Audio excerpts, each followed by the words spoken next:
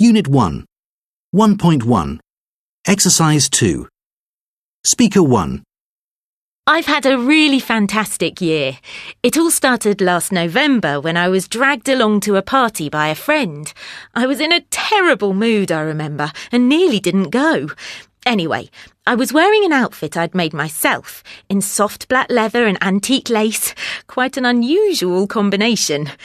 Kelly Johns, the presenter of a big daytime TV show, was there, and my little number caught her eye. We got chatting and she asked whether I could come up with something original for her to wear on the show. I jumped at the opportunity. That was a real turning point for me, and I was soon able to quit my day job and concentrate on the clothes side full time. Through Kelly's show, I've had lots of orders. I've just finished an exclusive range for a top designer, and I've even taken on an assistant to help me. Just think if I'd stayed at home that night. Speaker 2. People often ask me how I got to be where I am today, with sell-out concerts in big stadiums around the world, thinking that I've spent years playing in local clubs. But the truth is, I'm literally an overnight sensation. I don't mean that arrogantly. It was just one lucky break, all down to being in the right place at the right time. There I was, an absolute nobody, hanging around backstage with Arrowhead, when their lead guitarist tripped over a pile of speakers and broke his arm, 5 minutes before they were due on.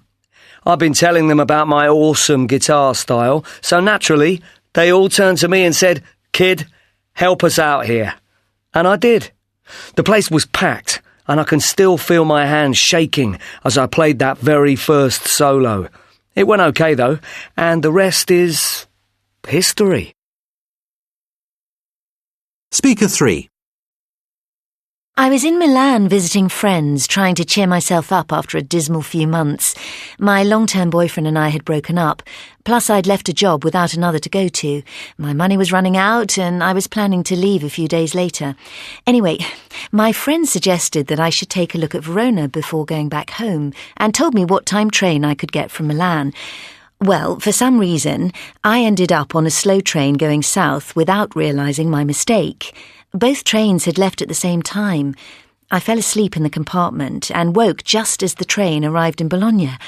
I had a wander round and fell in love with the place and knew it was where I wanted to be. Everything just fell into place. I found a teaching job, took a room in a beautiful flat and settled in immediately. I lived there for 6 years and I go back regularly. Speaker 4. It's funny how you can hit a run of bad luck. One moment things are moving along quite normally in your life and then bam, something comes out of the blue and knocks you sideways. And then wham, something else. I'm okay now, but I've had a difficult couple of years.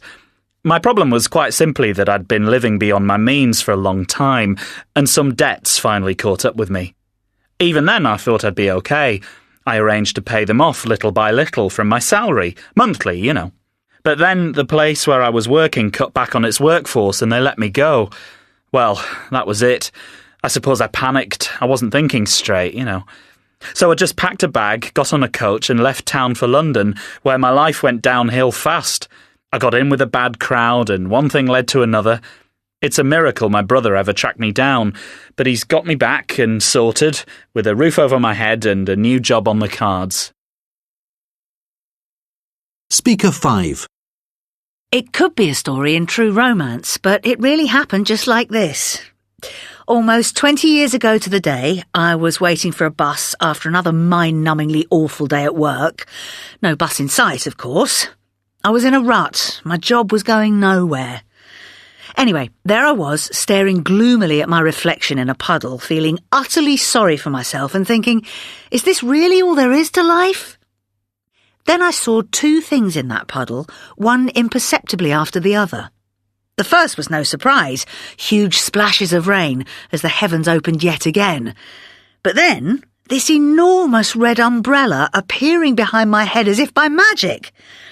A gorgeous gravelly voice to my left said, did I mind? It was big enough for two and he didn't want my hair to get wet. Very fortunately, it was another 15 minutes before the bus finally turned up, and hooray, it didn't stop raining.